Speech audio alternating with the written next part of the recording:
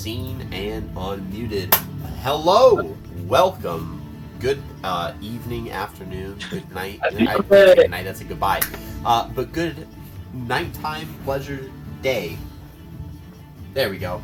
Welcome to the Couch Cooperative as we continue through our 5th edition Dungeons & Dragons full-length campaign of Tomb of Annihilation, which we are playing on the Meat Grinder setting, which means that a lot of people are going to die, and it's going to be great.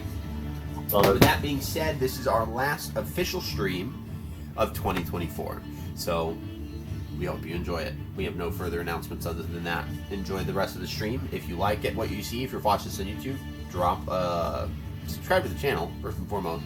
Drop a like, hit that like button, and then leave a comment. I'll respond to them. So there we go.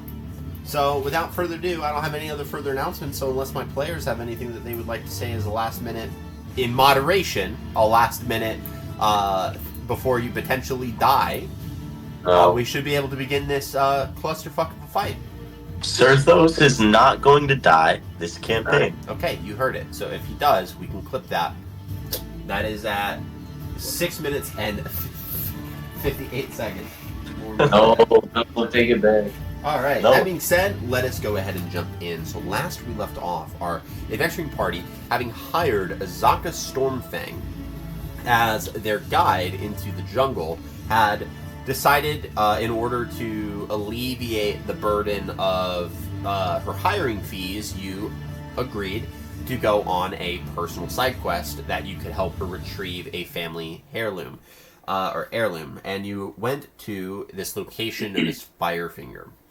Firefinger is a 300-foot tall stone spire that stands in the middle of the jungle and acts as a smoke signal bonfire warning system for what would have been the more ancient people of Chult, and has now been overtaken by a group of sentient and bestial creatures known as the Pterafolk. They're colloquially referred to in Port Nyanzaru and by the Chultan people as Terrorfolk, but they're called the Pterafolk because they're pterodactyl beasts. So, you climbed up the tower successfully, having not lost anyone to the elements, whether it be winds kind of buffeting people off, or any other mishaps that would have resulted in falls or combat, as you guys did go and make your way around some sturges that you found and fought, as well as kill some of the elder Pterafolk while they slept, and freed a Aarakocra that is native to Chult, whose name is Nefer, an inhabitant of a location that he is named as Kir Sabal. You freed him, and giving him a short sword, he said that he would help you fight so that he could kind of earn a little bit more his freedom and assist you guys as a thank you, being grateful for what it is that you guys did for him. And so then you climbed the rest of the way and made it to the top of Firefinger, and that was kind of where we left off. So I'll begin again with kind of the initial description of the pinnacle, and as you guys get to the top, the spire's pinnacle is this flat and roughly 40-foot square. The edges are crumbling away. It wouldn't be safe to stand too close to any of them. Vines and low brush grow in profusion. Bones and scraps of meat from dozens of creatures are scattered everywhere. A crumbling stone tower rises an additional 30 feet above the northern corner of the platform. A roaring flame floats in the air, hovering above the tower. Tumbled debris from the tower is heaped around its foundation, in which 3 humanoid creatures with these needle-like beaks and leathery wings are worrying the last shreds of flesh from the well-chewed bones near an open doorway into the base of this tower. Now, as you get up as a full group and are seen now fully by these different Pterafolk, they all begin to kind of turn, and they're really like they don't look. They're big in terms of their general size, but the skin's kind of tight to the bone, and so they have this almost like emaciated look to them, with this kind of like Skeksis heads, like kind of movement style. If you've ever seen Jim Henson's The Dark Crystal, and so they're kind of watching and moving and looking at you before one bigger Pterafolk kind of marks himself out amongst the pack and or the flock, and this one has this massive set, like this scarring across his beak, and kind of looks at you from atop a perch that's nestled among some of the fallen debris. His wings kind of tucked in, and he kind of looks and goes, "Brothers, we have found prey food. We will eat well tonight, boys." And kind of turns and cocks his head a little bit. And then he unfurls his wings, this like screeching, high-pitched shrill that's kind of echoed by the surrounding Pterafolk, before then they all pick up and take flight. With that being said, I need everyone to go ahead and roll initiative. Oh, shoot. You guys see as Azaka unslings her longbow, Nefer with this short sword in hand, his wings kind of furled in, goes, "They take to the skies!" That's pretty already. Wow. I got a 20. Okay, so anyone get 25 to 20? Yeah, I got 24. Osa with a 24. Okay. I got 20. And then we have Loot, 20. Nice. Okay. 20 to 15. Okay, 15 to 10. Amazing. 10 to 5. Oh no. 7. 7 and 6. So This isn't good, Omar. I know. technically, it's pretty good if the healer goes last, because then all the Yeah, I was damage about to gets say, 'cause done. I could still heal, yeah. Technically, that's actually. It's not good if I go last. Well, you know, that is. I'm sorry, that is a little true. That's fair. For my survivability, at least. Okay, so Osa, you were the first one to go, and being a little bit more of our more perceptive people, you are very, very grateful that your human disadvantage of not having dark vision is alleviated both by the roaring flame of Firefinger being active, as well as the natural moonlight kind of creating this dim light that's visible. Where the reason why the roaring flame is important is, while it is 30 feet in the air, it illuminates a lot of that immediate area around that tower, which enables you to see how many of these Pterafolk are currently flying overhead. You count Nrak, who is this bigger Pterafolk. He's easy to spot because he's naturally a bit bigger in size, as well as a total of 10 additional Pterafolk that are flying around him. Okay? You have the first move of this entire combat. Osa, what would you like to do? 10 additional Gee. Okay, those, the 10 are flying around, right? They're literally circling you guys like vultures. So there's 11 total, right? There are 11 creatures in total. Oh my god.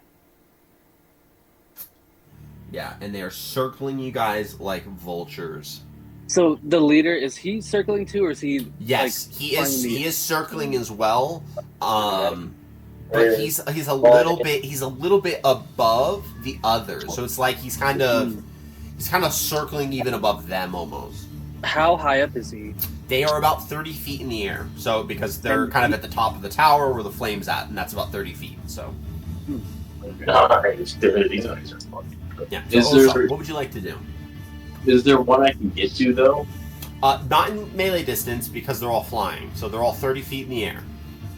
Okay. From Then, from where you stand presently, it's impossible. okay. Then I'll throw a dart at one of them. You'll throw a dart at one of them. What is your range on a dart, if you don't mind me asking? Because it is a thrown weapon, so I think you might get disadvantage because they might be outside of your minimum range. I could be wrong. I think darts are 20-40.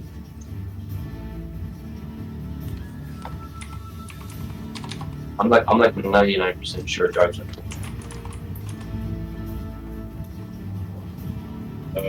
2060. 2060. So they are outside of your minimum range of 20. You can throw them because you can throw them up to 60 feet, but it is at disadvantage in order to throw it. Yeah, no, I know. Yeah, but still, we throw a dart Hey, 60 feet. For a thrown weapon, that's actually pretty good. That's actually pretty decent for a thrown weapon. Like you can throw No, I a small dart 60 feet. Like damn. So The fact that an adventurer could throw a dart 60 feet, though, I feel like it should be 20, 40. okay, it's a fair point. Got a good roll, right? That's my fixed one. I got 16. 16 to hit. That definitely hits. Go ahead and roll some damage on that. I probably only have like 14 or 15. But still, 14 or 15 kind of sucks at this level. Okay, I got 7 damage. Got 7 damage. Okay. So you very quickly unsling a dart from the several that you have on your persons. You take it. You gotta track the way that these Pterafolk are circling the tower of Firefinger at the very top. You take this dart. You watch. You track, and then you hurl. And with a very, very exquisite precision, you watch that dart not only fly its way towards the top, towards its intended direction, but it sinks into one of the Pterafolk, like right underneath the arm, and you see one of them buckle just slightly from the damage. It's not enough to kill the creature, so you do still see it fly, but you tell that you hit it. So that is a good hit. Nice. Is there anything else that you would like to do on your turn, Osa? No, in my turn. Okay. If you want, here's some. I'll try to help maybe provide some level of potentials. You imagine that these types of creatures are, from just your initial perception, because they fly, that they're probably going to utilize their height as an advantage. If you want, your patient defense is a good option. I believe you can use that as a bonus action. Does use a key point, but it might help in some of those earlier rounds, depending on if they decide to start swarming you, to be able to get those attacks at disadvantage instead of risking additional attacks as the fight goes on. It's up to you though. It's your choice, but that's just something. Just because I know some of our martial characters are a little bit, I'm going to be honest, you're a little fucked because they're 30 feet in the air. So I'm going to try to be a little nice because of that, and try to work with you guys to maybe come up with some additional options. After this fight, I'm going to be ruthless, so enjoy. Okay. Yeah, I'll use my patient defense. Okay, so you use one of your key points, and you put yourself in this position that's ready for any inbound Pterafolk to start coming in from the sky so that you can deflect and dodge and move out of the way. So that's going to be your action, your bonus action. That's going to be your turn. Is your turn over? Actually, can I move to the center of the tower? Yeah, so when you say the center of the tower, I want to make sure we're on the same page. The center of Firefinger or the center of the tower that's additional to Firefinger? Because there's that 30-foot tower. That's on the north edge. That's where the flame is at the top of that tower. So I just want to make sure when you say tower, are you talking about Firefinger, or do you want to go inside that tower?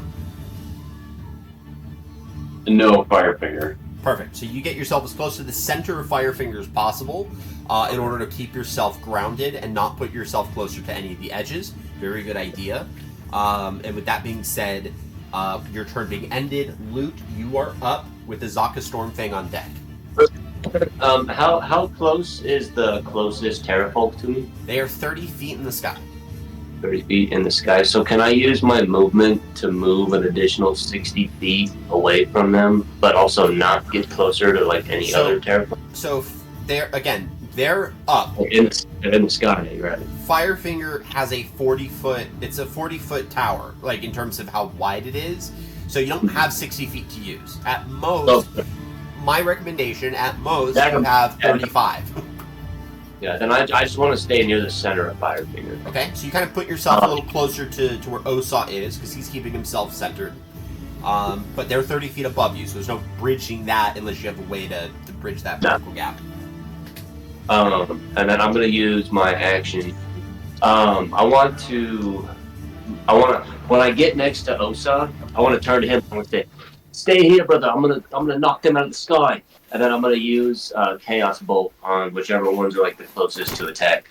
Chaos Bolt. All right. Go ahead and make your attack roll on one of the Pterafolk with Chaos Bolt. Grab my water bottle. It was fun. It didn't even roll, dude. It's natural one. A natural Damn. 1. Okay. I need you to go ahead and make an attack roll for me, please. Ah. No, I'm using the cursed one again. It'd be a 13. A 13. I will say that a 13 does hit. I need you to roll damage for me. Bro, do you hit Nefer, dude? 14. 14 points of damage. Did you by chance happen to roll doubles? No, it was 6 and 8. 6 and 8. What damage type do you choose? Let's go ahead and do thunder. Thunder damage. I love that. That's locked in, by the way. So, Nice. Luke moves towards the center, and what is your, by the way, what is the way that you cast your magic? Like, walk me through this, because this is our first major fight, so this, it's a good way to start to flavor your guys' combat abilities. How does Luke go about casting magic? So as you finish his saying to Osak, he says, I'm going to knock him out of the sky. And he's going to almost kind of like draw a circle to create like an outline of where the Pterafolk are at. And then he's going to, in his elven tongue, he'll say some words along the lines of like, I call upon the power of holy nature, help me banish my enemies. And then he's gonna shoot his fist through that ring that he circled. So it's a little bit of like almost like a small Kamehameha, right? Like you create the little portal and then bam, you send the energy out. Okay, pretty cool. As that chaos bolt flies through this, like as you kind of conjure up elements of what is known as the weave, which is the magical threads of D&D, and you send this bolt of chaotic energy outwards, it arcs and spins, and it goes off trajectory and hits the top of Firefinger, the top of the actual tower. Because you chose thunder damage, that's sonic, that's boom, that's concussive.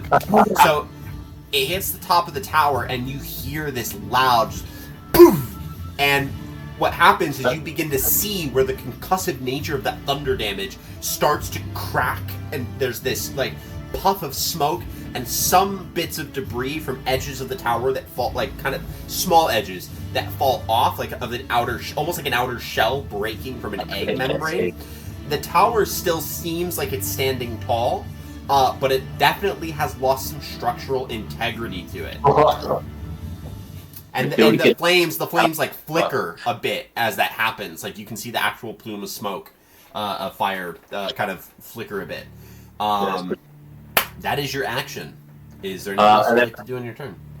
I'm going to use my bonus action to spend my sorcery points to recover my first level spell slot. Okay, so you go ahead and use sorcery points to recover the first level spell slot, and that would be your turn after that. That's it. Okay. With Izaka's turn, having her longbow already unslung, she goes ahead and knocks an arrow, kind of runs behind you, perks down and draws. And as she does that, she goes, "Let us try not to bring the tower down on top of us, huh?" And she fires. So she's going to make an attack. She's going to make an attack at the Pterafolk that has a dart sticking inside of it. And she rolls a 12, which just hits. Oh, dude, it's less than a 14? That's awesome. And she deals... I mean, dude, at this level, you're still hitting like 13, 14. Everyone has 5 at least. Well, she deals 9 points of damage. Okay. And then she goes and fires the second arrow at the same one. Rolls a 13, so that hits. And rolls... Come on, damage.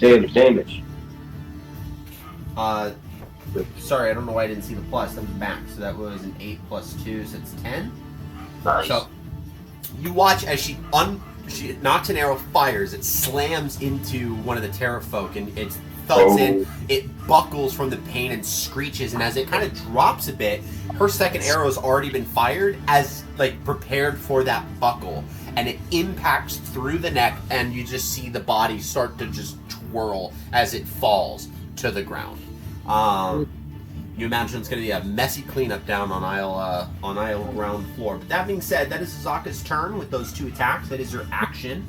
I don't know if she wants to. Maybe the boss. She does not. So that is going to be your action. So that being said, it is now Nrak's turn. Nrak is going to not use his action and is going to continue to swirl around. But he does speak. So as he's swirling, he's a little bit above the rest of his kin. He looks down and goes, "My kin, feast upon them and throw the bones over the cliff." With that being said, it is now Nefer's turn. Nefer, though he is an Aarakocra, is not going to take to the skies because that would put him in a position where he is almost immediately going to die. So he is not going to do that yet. He is, however, he's going to move a little bit closer to the edge behind you guys, because you guys have been starting to move towards the center. He's going to be a little bit closer to the edge. He's not on the edge line. He's about 10 feet away from the edge. But he's at the ready, and his wings, he's kind of braced himself in a position where if he has to start taking flight immediately, he can. So he's going to hold a dash action in the event that something happens, like a character falls off, and then he's going to go full send to try and save them. Nice. So because if he goes up there, he's good as dead, so, and he would not do that. So you can hate him all you want, but not going to happen. After Nefer's turn, we go to the Pterafolk. We have 9 in total, okay? So we're going to take this one by one. 2 of them are going to go after Azaka, because they just watched Azaka kill one of their kin.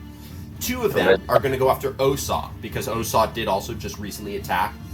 An additional 2 are going to go after Lute, because Lute has pronounced himself as a pretty capable spellcaster. So they don't like projectiles. They need the projectile people dead. So we got 2 at Lute, 2 at Osa, 2 at Azaka, which leaves 3 remaining.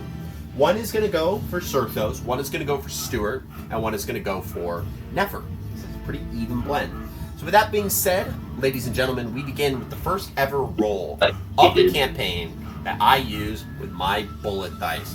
And this is going to be great. So, we're going to start with Osa. We have 2 that are attacking you, my good Cholton friend. Disadvantage. You're right. They have 3 attacks. So... What? I know. This is going to be great. So, the We're first fucked. The first one, it is a disadvantage, so I rolled a 13.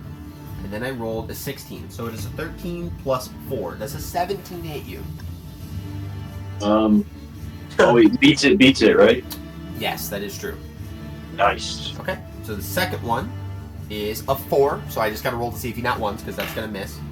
And that's a 6. So, second one misses. Third, that was cocked. Third is 12, so that'd be 16, that does miss. Turns into a 3, so definitely misses. So we are gonna roll damage on this one first, because as these Pterafolk are pretty much dive bombing you, they're screeching loudly in the process. There's an element of this experience that is designed to invoke fear, which is why the Choltons colloquially call them the Terrorfolk. So there's a frightening effect that may or may not happen. So that being said, first one that hits is a bite attack. So, Osa, on this first hit, you take a total of 2, 3, you take 4 points of piercing damage, and you are frightened until the end of this creature's next turn. I got hit? Man. I didn't think I got hit. The second one is going to attack you. The first roll is a 12. Again, these are disadvantaged, so that we already know this one is going to miss. We're just going to see if it not once. It does not, so it does miss. The second one to attack you is a 13, so it might hit, because that's a 17. And I rolled an 8, so that's a 12. So the second one misses. Third one's a 4, so we know this is going to miss. I just need to see if it not once. It does not. It's a 2, so all 3 on the second one do miss. Now, as these Pterafolk are dive bombing you, Osa, you are in the process of trying your best to push off and deflect this incoming beast. You're not fully prepared when it first happens, as the first Pterafolk does dive in and just bite a chunk into your shoulder, and it catches you. And as it's trying to claw into you, you hold its wrists and throw it off, only for another one to come into play, and you immediately use the opportunity to start to deflect. You kind of hit the side of the head so that it pushes off track, and then you keep pushing it so that it keeps flying off course, moving it out of the way safely. So that is your turn. That is the 3 that attack you. Next is against a loot. Loot, the first is a 6 to hit, followed by an 18 to hit, and a 15 to hit. Oh, yeah, the last 2 will hit. The last 2 hit. Okay, perfect. So it misses with the bite attack, but this first one does claw you twice. And you're going to take 6 points of slashing damage in total. Now, here's the second one attacking you. It's going to be a 12 to hit, followed by a 23 to hit, and then a 9 to hit. Does the 12 hit you? No. Okay, so 1 still does, and that's fine. And you take 5 points of slashing damage on that claw, and you were also frightened. No. With that being said, the next one are the 2 against Azaka. That is a 17 to hit, which, let me double check on her armor class. That definitely hits her. So let's do the rest and see if they hit. 23 does hit. 7, that misses on the second one. 22, that hits. 20, that hits. And 10, that misses. So she's got 3 total, and they're all claws, which is fine. So the first claw attack is 6 points of damage, followed by 4, so that's 10, followed by 5, that is 15 points of damage total. No, it doesn't count, does it?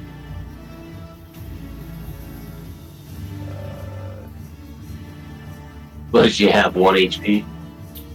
No. She definitely takes a full flurry of attacks from these bestial creatures. Some part of this, she seems a lot more resilient than she initially gives off, and so she actually takes these hits pretty well. You guys can get kind of impressed, but you don't see anything unnatural. She just appears to be a lot more resilient than you would imagine. So, with that being said, those are the ones against her. And then we move on to our single attack entity creatures. So we're going to start with Surthos. So I have 3 attacks coming at you, Surthos. The first one is a 9. So that misses. Second one is an 18. Does that hit you? That does. Yeah. And then the last one is 12. So that misses, I'm sure. Yeah. Okay.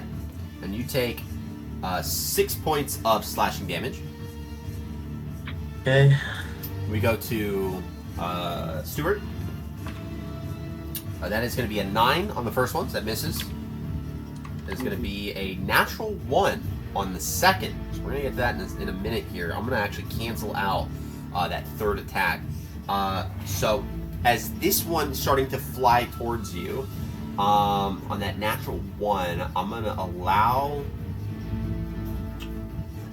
you to bring this creature to the ground so that it's not back in the air. All of them are going to try and fly back up into the air. We'll get to that in a second. But, Stuart, what kind of weapons would you have on you currently? Like, what would you have out? I have a hand axe, but I have my hand ready to point because I'm ready to cast Toll the Dead. Okay. So that's what I was planning on. Your hand axe is actually perfect for this. So as it's flying at you, you actually kind of move to try and kind of deflect and push this creature off, prepared for it to swarm. And you don't attempt to do this, but the way that this creature flies at you, it actually catches a good portion of its wing on your hand axe, and your hand axe tears through the leather. of its wing, pretty much immobilizing one of its wings, making it unable to fly. Go ahead and roll for me just whatever would be a damage roll that I'm going to give you. So if you just roll a damage roll on your hand axe, we'll determine that. Yeah. 4 points of damage. 4 points of damage. Perfect. And then we have one more. So this one's now on the ground. We have one more that's going at Nefer. It's going to be a 11 to hit. That misses. We have a 9, also misses. Followed by a 7 that also misses. So Nefer is a little bit more agile than you would have given him. And he's kind of maneuvering out of the way. He seems to be pretty decent in a one-on-one like scenario, and so he's kind of holding his own pretty well. With that being said, that is all the Pterafolk. So Sirthos, before Sirthos takes his turn, the Pterafolk have 50 feet of movement of flying speed. It took 30 for them to get down to you, which means every single one of them is going to attempt to use the remaining 20 to get back up into the air, minus the one. Opportunity 10. Correct. Minus the one that is now immobilized on the ground. If anyone has a reaction, they may use it, if they so wish, to make an opportunity of attack against that creature. I need, legitimate declarations. I wish to make an opportunity of attack. I wish to make an opportunity of attack. Okay. Me too as well. Okay. Mhm. Okay. Everybody. Hold on. Perfectly fine. Nefer's going to do it, as well as Azaka. So, with that being said, I'm going to start with Azaka and Nefer, get them out of the way while you guys prepare your opportunity of attacks. So, Azaka takes out her scimitar and makes just a slash really quick at one of the creatures.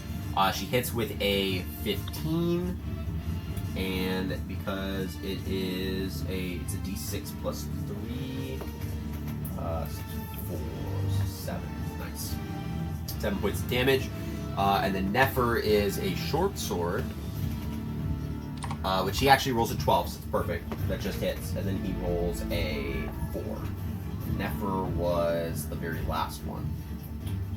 Nefer, Stewart, this is Sirthos, this was Osa, this was Loot, this was Azaka. Awesome. Okay. I have... Okay, I have it figured out. Alright. Okay, so let's start with Osa. Go ahead and roll an opportunity of attack against one of these creatures, please. I have to roll. I got a 19. A 19, that definitely hits. Go ahead and roll damage.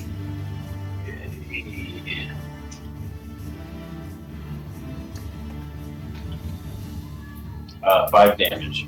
5 points of damage. Okay. And then Loot. Go ahead and make an opportunity attack. No fucking way, dude. No way. What'd you roll? Natural 1. A natural 1. Okay. I need you to go ahead and make You've a been strength. close. I need you to make a strength saving throw for me, please. Nick's gonna get carried away. The natural 20, dude. Okay. This creature was going to attempt to pick you up and start flying off with you, God. and you're able to kind of send your weight and resist it. You actually force it off of you because it's moving at an angle, and it's everything's happening so quickly. You're able to find the ability to push it off, so you do so. My goodness. Okay, Sirthos, go ahead and make your opportunity of attack. 18. 18. That hits. Go ahead and roll damage. Okay.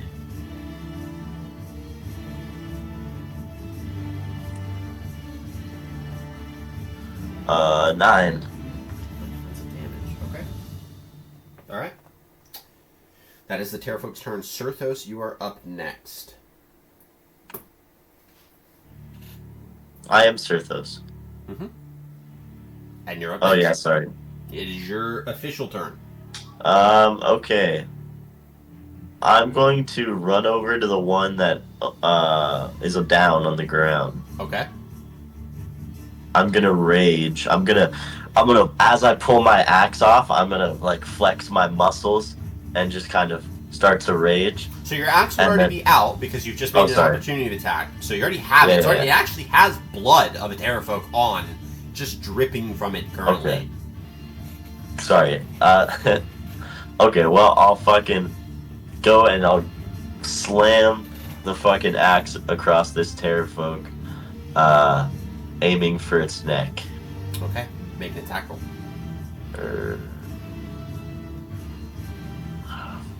That's not great. Oh wait, I'm gonna have reckless attack. Okay. Okay, 15. 15 does hit. Roll damage.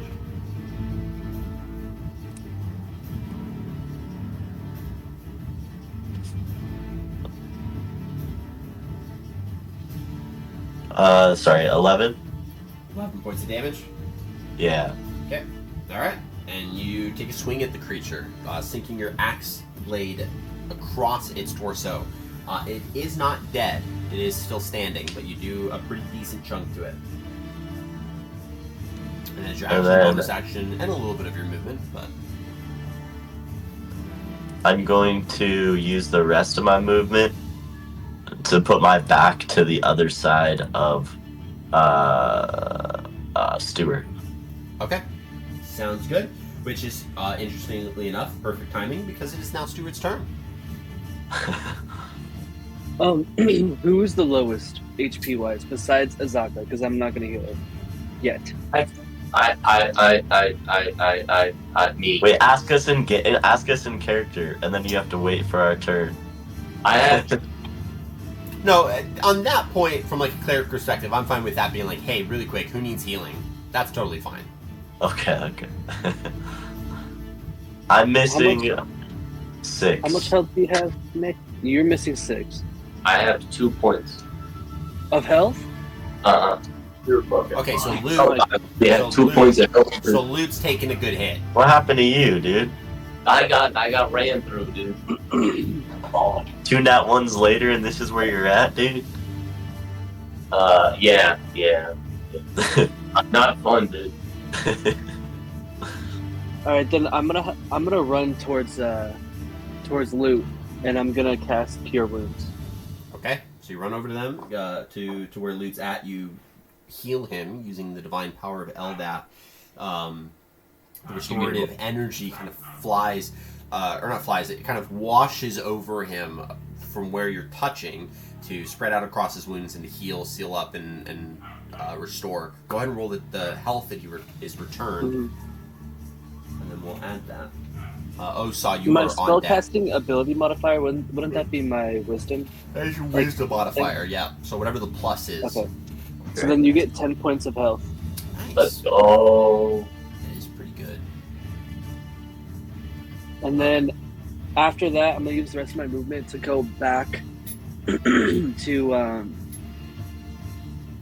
my gosh, what's your character's name, Gabe? Oh, we left.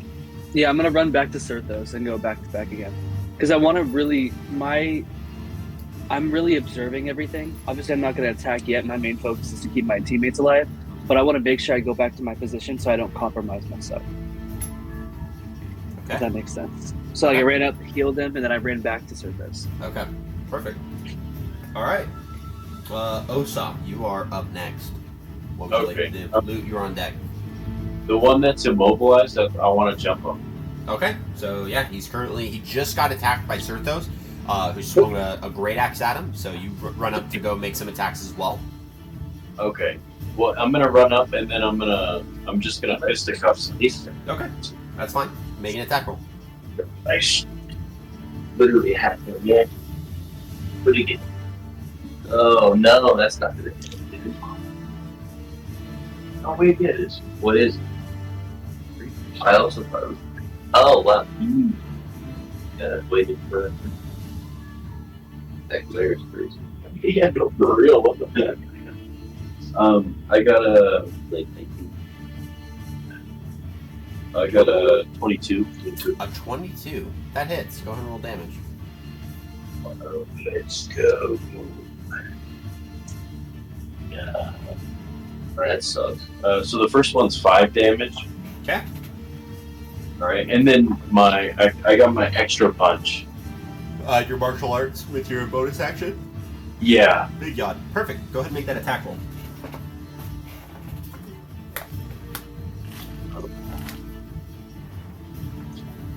Yeah.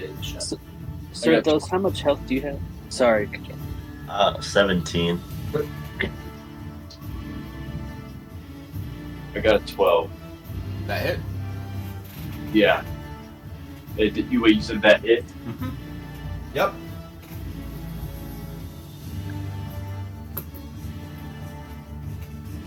Uh, 6 damage. All right. So,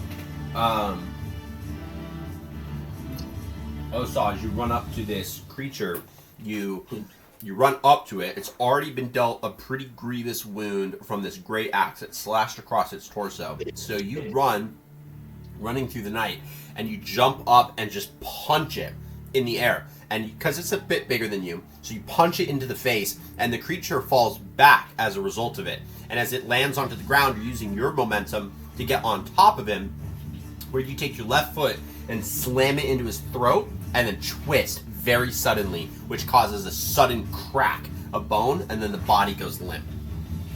Nice. And that is your action and your bonus action. Okay. I want a free action. I'm gonna put my finger out to the other pterodactyls and come at me. Okay. Come at. All right. Luke, you are up. I'm gonna try to finally hit a chaos bolt, man. Okay, make an attack roll. Oh my god. Well, Snake eyes. That does just hit. oh yeah, hallelujah. Yeah, so go ahead and roll some damage. This is like cursed. 3 damage. Okay. Unless let me double check. Yeah, I no. roll the table, maybe. And that'll be cold damage. Okay. So you send out a bolt of chaotic energy, this icy beam that surges forth, hits one of the Pterafolk, kind of creates this icy shimmer that kind of covers a part of its torso. And yeah, it's still up. So you hit it with gas bolt. And that was your action. Lord. Yeah, I don't have any bonus actions, so that'll be my turn. Okay. Azaka's going to go ahead and go up next, and she is going to she's going to go ahead and move next. I got to really quick just see if she's got a specific. We'll check. Okay, cool. She's not had it. Perfect. She is going to go ahead and make 2 attacks with her longbow. In an effort to bring down the one that Certhos had hit with his opportunity of attack. That is a 22 to hit. That hits on the first one, followed by another 22. So 2 22s to hit, which is great. So first one for damage is 8 points, Nice. followed by 10. Perfect. So yeah, Zaka's rolling really well today, which is great. And that is another one down. So pretty similar. She tracks it with an arrow, shoots it, and as it drops, she shoots it again, and the body just plummets. So that is Azaka's turn. Now Nrak is up next, and Nrak is starting to be a little annoyed with Azaka. And so If he kills the guy. as Nrak is starting to dive bomb, because Nrak's going to dive bomb Azaka specifically, you hear him kind of screech out as he's flying down, "I'm going to rip you apart, you beast!" As he flies in, he's going to go ahead and make his 3 attacks. So let's go ahead and see what those do against her armor class. First one definitely hits because he rolls a 19. Oh. Third is a 12. That just hits. And fourth is a 16. Girl. So all 3 hit. Jeez. No, she might be I should have healed her, y'all. She's dead? Damage. We don't know that. We don't know that. Okay, yet. so the bite is the first one that hits, and that deals 7 points of damage. I'm gonna keep a side tally. Dude, she's not that Put tanky. all the numbers. She'll knock out 1 or 2 more than birds. 6. She's gonna be on death saves at least, And dude. so For real. 17 damage total. Is she Okay. down? No. They should go. So this No, beast, what the this hell? beast flies into her and just starts raking into her, and then they're kind of locked in this small little grasp, and so with that, Nrak actually starts to pick her up, but can't get high enough because of his movement. So that is Nrak's turn. So there, he's in the process of trying to lift her up. He's about 5 feet, or no, he's about 10 feet. Sorry, with his total movement, he's about 10 feet off the ground. So. Stop. That is Nrak's turn. So Nefer's up next, and Nefer, seeing this, is immediately going to take action. So he's going to fly up to Nrak and is going to attempt to make an attack against Nrak. Please hit Because he him. can Please fly up hit to him. him. So he's going to go ahead and make just one attack with that short sword, which unfortunately misses. So he rolls a 3. So unfortunately that one misses. Not much you can do there. And it is now the Pterafolk. The Pterafolk. Let's see how many we got left. 1, 2, 3, 4, 5, 6, 7 total.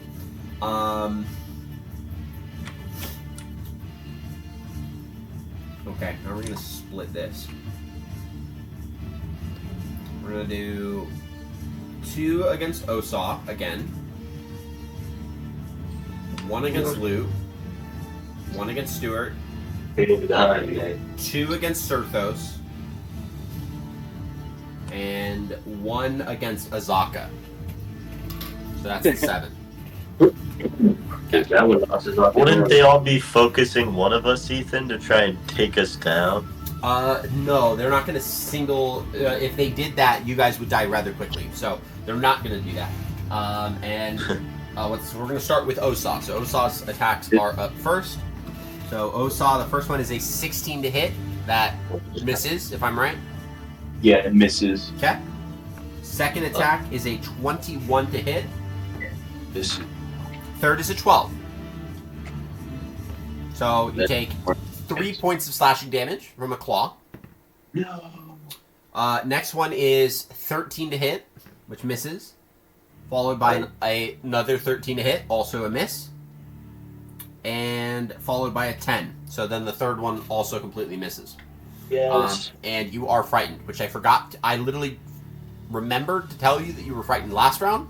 Completely forgot to rule it. So your attacks are at disadvantage because the Pterafolk are in sight. Oh, Your okay. attack rolls are at disadvantage. All they have to do is hit you for this to happen with their die bomb, which they've done. We're really fine. So that being said, the next 2 are going to go after Serthos. So let's get started there. So first one is an 18 to hit. They have advantage. They do have advantage because you are raging. So the first one is an 18 still. Second is an 18 as well. Third, oh, you're so close, dude.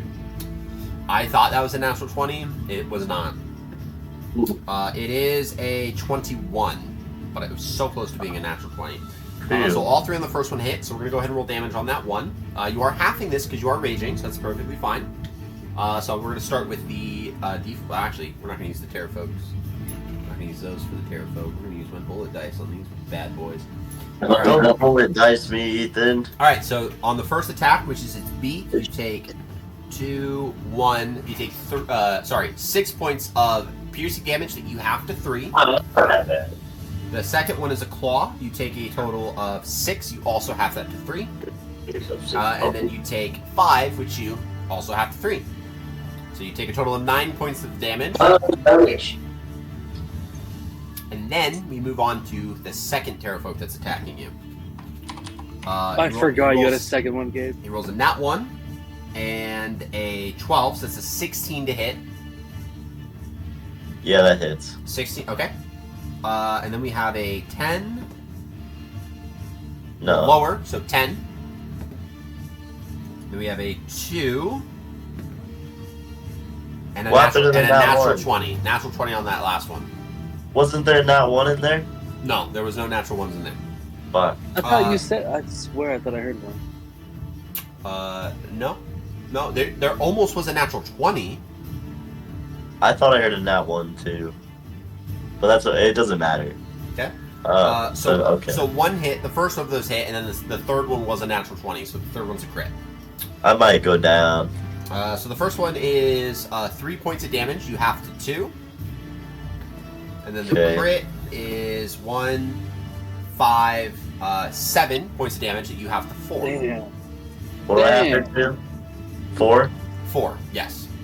Yeah, you're at 2 health, Gabe. I'm glad you're keeping track. I have faith in you. Hey, I'm a keeping healer, track okay? of my HP. All right. Yep. So that puts you there. So with that being said, we have 4 of them done. So we're gonna move 1 to loot. So we got 3 attacks going to loot. That is an 18 to hit, followed by a 9 to hit. It's a miss. Hey, we'll dodge that one. And a 7, also a miss. We're making out like villains, boys. Yep. So the first is the beak, and that is 4 plus 2, so 6 points of damage that you take, and you are also frightened. Sirthos, you are also frightened as well. Get out of Okay, so then we have 1 Stuart. That is a 9 on the first one. A 20. Oh, no, sorry, I read that wrong. That's a 16 on the second one. Mm-hmm. That hits. Okay, and then a 13 on the last one. Yeah. That just meets my shield, so Okay, yeah. so it does hit. So you take 4 points on the first hit, Mm-hmm. and 2 points on the second hit. Okay. Awesome. All right. Alright. And then we have one last one against Azaka. That one's a natural 1 on the first one. So you know what? I'm actually going to use that natural 1 because this would be actually a really cool moment to do so. So, the one that's flying towards Azaka, you see it fly, and it tries to get on the other side of where Nrak's trying to bring her up, so that it can just start attacking pretty much into her backside, right? To claw up along her back, to pretty much take what is the open space, to just devour this this creature as it sees her. What you guys start to notice is as Nrak has picked up Azaka and has begun to lift, she kind of looks down with a lot of shock. And that shock begins to manifest itself with a bit of shaking. That shaking, you can see, begins to start to like kind of jerk her body as she's being held, before her body takes on a very, very weird appearance. This other creature starts to fly towards her and sees that, collides with Nrak as a result, and it drops Azaka to the floor. So that deals 4 points of falling damage because they didn't move anywhere over the edge. And the way that Azaka looks is she retains a lot of her human Cholton female form, but there's this hybrid bestial nature to it that looks feline of sorts, like a tigress. You can see her claw. She has claws, so her nails have kind of jutted out to these pointed claws, and her teeth have started to sharpen rather drastically. She's grown hair in several areas across her body. That hair is what comes in striped. So it's this orange and black striped hair pattern that kind of grows on her body in different patches. It's not a full bestial transformation. It's a bit of a hybrid form. So she's still clutching her longbow. That is the Pterafolk's turn. So Sirthos, you are up. Or sorry, if anyone this round wants to take an attack of opportunity, they may. Yeah, I will. Okay. We'll see if a Luke wants to take one, but Ozal, we'll start with you. Nice.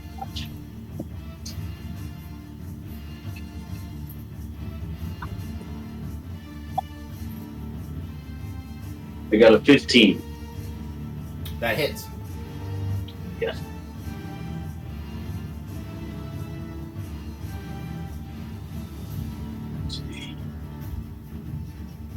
Let's see. 6 damage. Okay.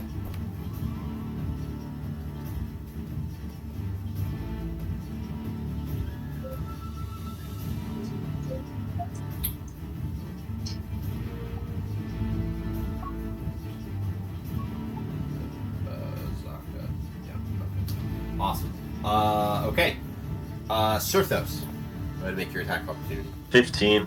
15 also hits. Go ahead and roll damage. Oh, 16. Dang. Nice. That is a pretty good attack. It is still alive, but that is pretty fucking good. Fuck. Yeah, so I'll say, as that one swoops down, your great axe cuts right into its side flank. It is pouring blood as it's flying up. So it is hanging by a thread. Hell yeah. We'll go Stuart, because you said you wanted to roll one. Yeah. 17. That hits. Go ahead and roll damage. 1 point. 1 point of damage is perfectly fine. Don't let them tell you otherwise. Yes. Does anyone else want to make an attack roll? Go ahead and make one. Well, Nefer fails his. Mine hits. I got 12. That hits. Go ahead and roll damage. And can I roll for a chaos bolt? Nope. But it's just a D4. No spells. If you have a weapon, give your short spell. Yeah. is my back still to Yeah, just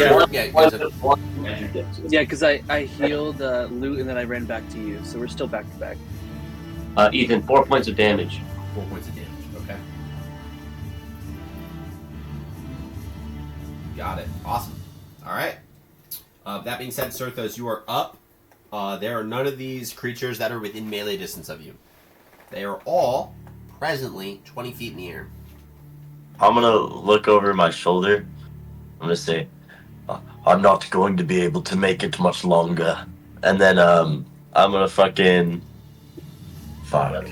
I'm gonna take my belaying pin out, my wooden club, and I'm going to throw it at the fucking at the pterodactyl that I slashed flying in. Okay. Go ahead and make your attack at disadvantage because you are frightened.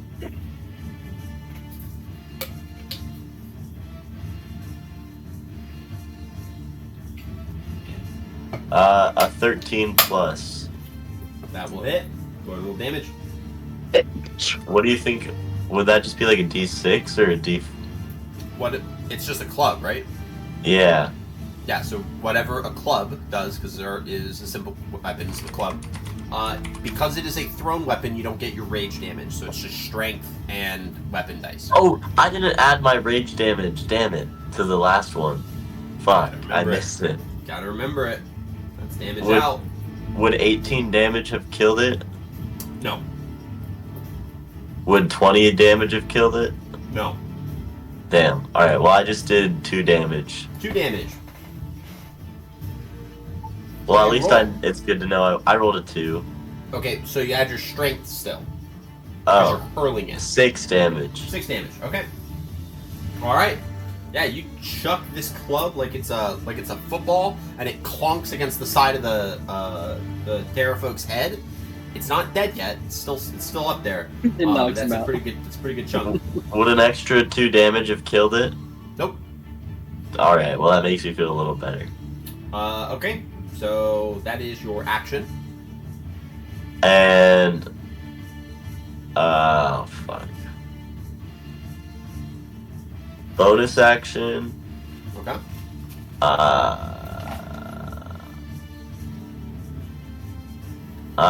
I'm not gonna do anything. There's nothing I really can do. I'm just gonna. Oh,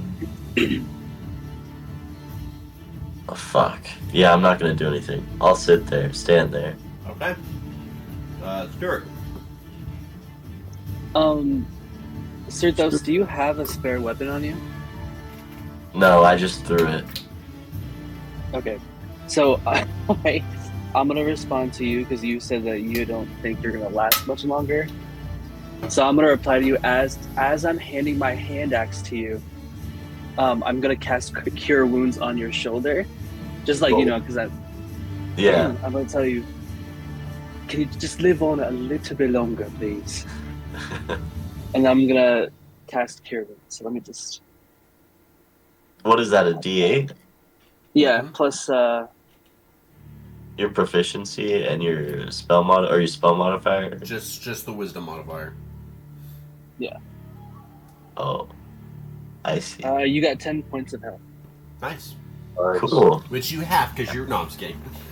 Damn. No, you're good. You're good. Yeah, 10 hit points. That's good. That's really good.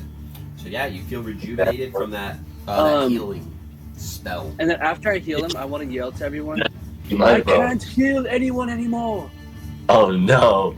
You see Nefer kind of responds. Then we must stand shoulder to shoulder as stalwart allies, lest these creatures tear us asunder. Oh no. With that being said, is there anything else you'd like to do on your turn? Can I can't ready my shield, can I? Yeah, you can have it up. It doesn't really do much, but you can have it. I'll just do that. Okay. And my finger at the ready. All right. Osa, you are up next. There's some numbers on the board. There's some numbers on the board. They're all in the air, right? They are all 20 feet in the air, except for Nrak, which is 10 feet in the air.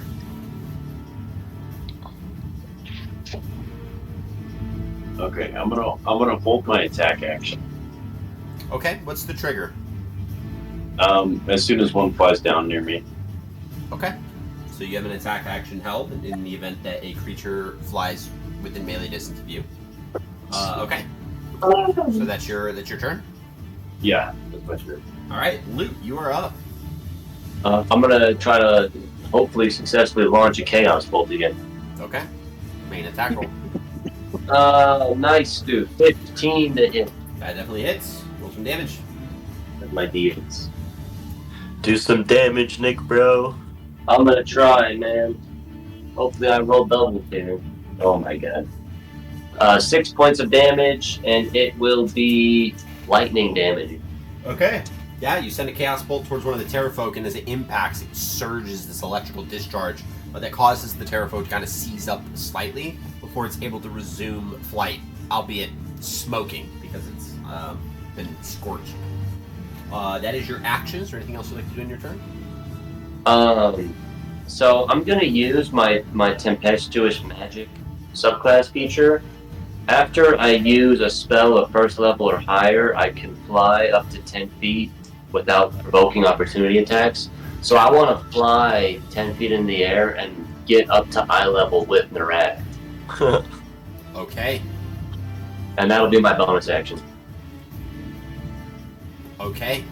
All right. So yeah, you fly up to eye level with Nrak. All right. It's Azaka's turn. Azaka is going to she knocks an arrow, and you can see that she's got this like very a keen eye now. That's like very like it's cocked. It's looking, but you can see there's a little bit more of like a precision to it as she's tracking one of these Pterafolk with a little bit more of a deeper voice. You hear, "We must get them, kill them, get them all," and then she fires. That is going to be a hit on one and a hit on the second one. So both hit, which is good. So that is a 7 on the first. Yeah. And 6 on the second, and that is another one down. Okay, so she fires, same thing. One hits as it buckles, second arrow hits, and it just starts spiraling off until it falls. Okay, with that being said, that is her turn. Nrak is up next. Nrak was going to go back to do a 1v1 with Azaka, but now has a nice juicy target that has put himself in front of Nrak. So Nrak's going to change his approach. Oh no. Oh no. I take it back. No. So, with that being said, you have a total of 3 attacks that are going to be made against you by Nrak. And I'm boys. We're going to start with the bite. The bite is a 19 to hit. Yeah, that'll do. Okay, we're going to roll damage on these as we land them. So, that is 2, 4, that is 6 points of piercing damage on the bite. Nick's gonna go down, dude. Mm-hmm. Okay, next up is the first of the 2 claws. That is a 16 to hit. I'm down, man. I'm down. All right. Does that knock you unconscious? Yeah, it puts me at 0. Okay. So yeah, you would take 7 points of slashing damage on that, which does drop you to 0. As you are dropped to 0, your body goes unconscious and you fall instantaneously. Falls out of the sky, dude. As you fall instantaneously, you are only 10 feet above the fire figure plateau, like the pillar top. So you take 4 points of bludgeoning damage upon impact, which puts you at 2. That puts you at 2 death fails.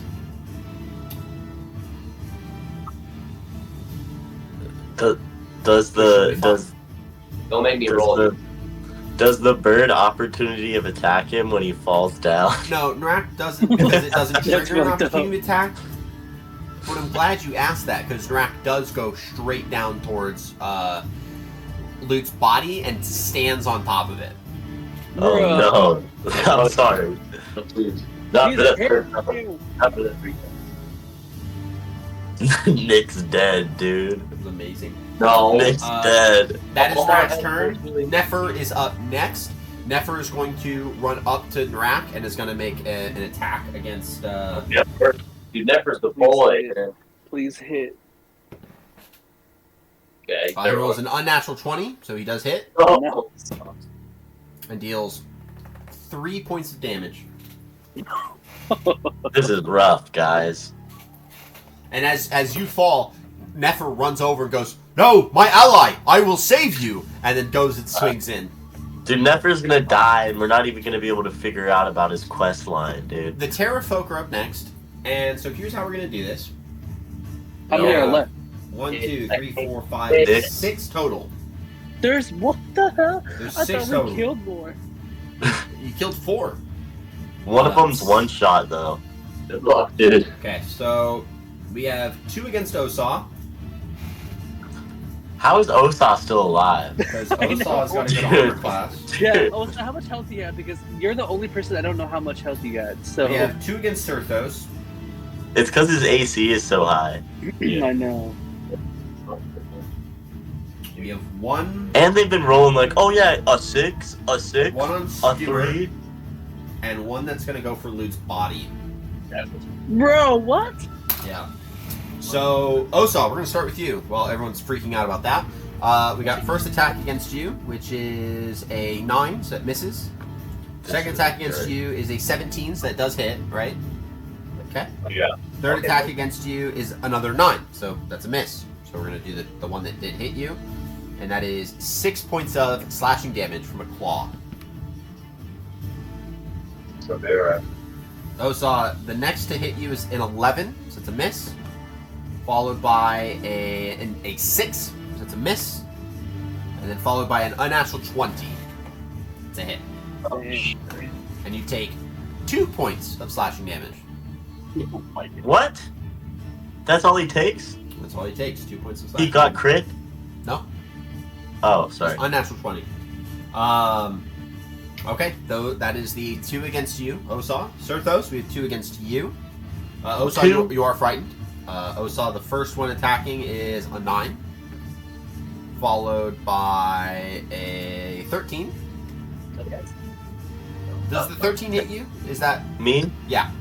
Yeah. 13 does hit. Okay. Yeah. Cool. Good to know.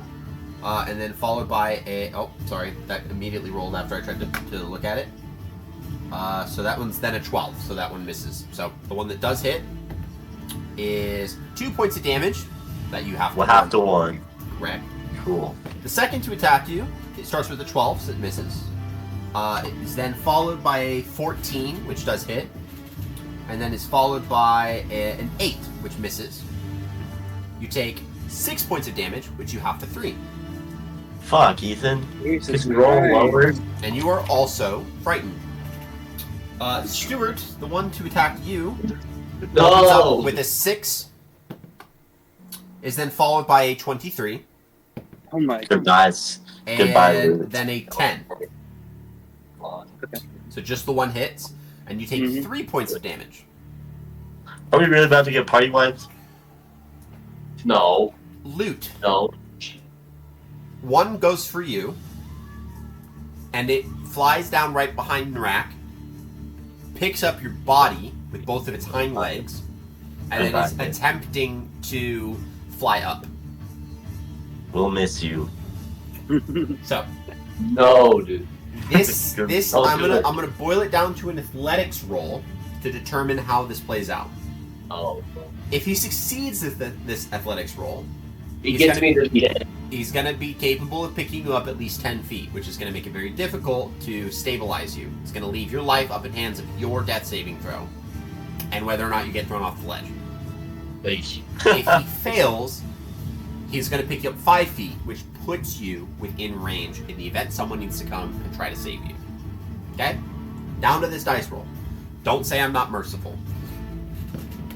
Oh. That is a... Brett. That is a 15. Because you are a full-bodied person that is now formally unconscious, and you are not a big person at that, I will say that a 15 would be a success to pick you up. It would not have been a success to pick Osaw or to pick Sirthos, who are a little bit more bigger, a little bit more muscular. Oh, we So got peeled in dirty. You are picked up. However, I don't think that this is a big enough success for the Pterafolk to get the 10 feet. So I am going to drop it to the 5. So you are picked up with no. Okay. That's not a problem, but I'm going to keep you at that 5 feet because I don't think this 15 is a big enough success to really quickly bring you up. I think that'd be a little bit more difficult to do. So you are 5 feet off the ground, and it is now Sirthos' turn. Did the Before Pterafolk try flying away? Before Sirthos takes his turn, all the Pterafolk obviously fly away after they attack you. Does anyone want to use the reaction to make an opportunity attack?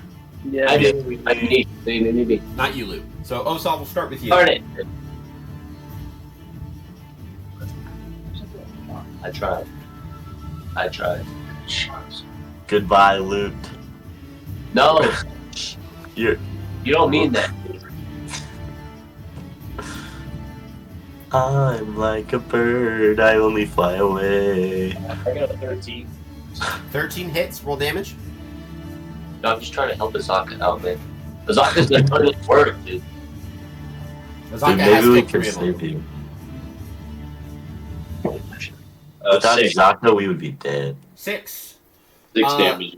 So, Osa, fortunately for you, the way that I've been keeping track of which ones specifically are attacking, the second one that went to attack you is the one that is the closest to being killed, having been attacked pretty grievously by Sirthos recently.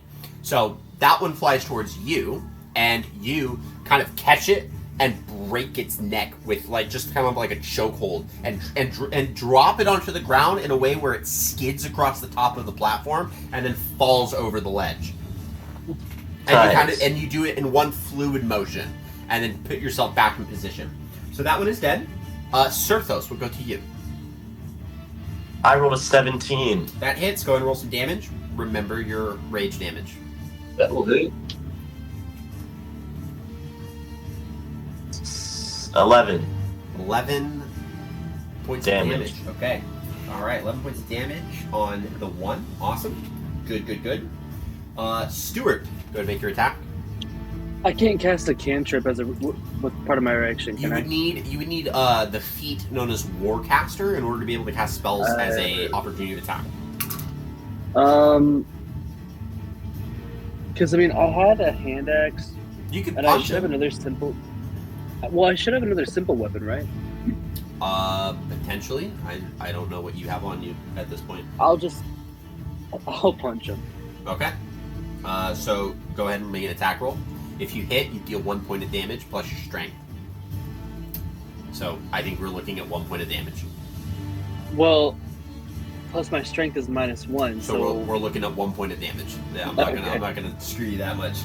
0 damage. Imagine punching and it 19. does nothing. 19, that does hit. So it takes 1 point of damage. All right. So that is the Pterafolk's turn. Sirthos, you are up. How much damage does this hand axe do if I throw it? It is a D6 of damage plus your strength. Do any of the Pterafolk look messed up? Yes, the one that you just attacked, that is flying off. It looks pretty badly messed up. Yeah, out of all the other ones that are left, yeah.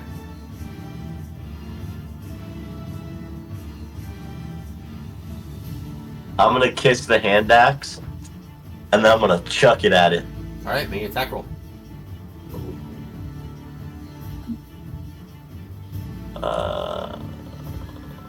17.